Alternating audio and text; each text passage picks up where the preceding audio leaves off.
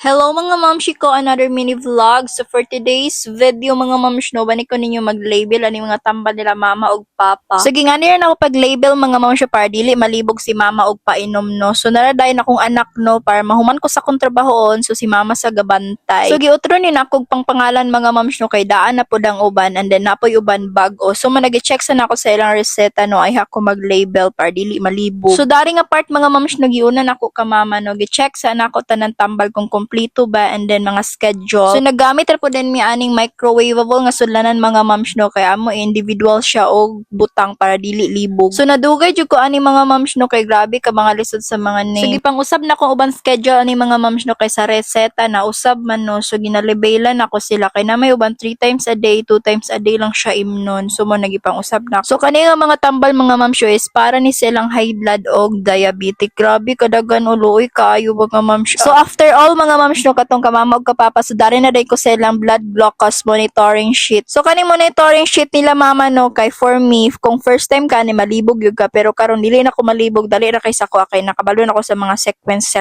So kuani siya mga moms no kung sa tong date nila last nagpa-check up hantod dayon kung kano sa balik check up nila no. So kung kano sa dayon naman ay mga before lunch, after lunch.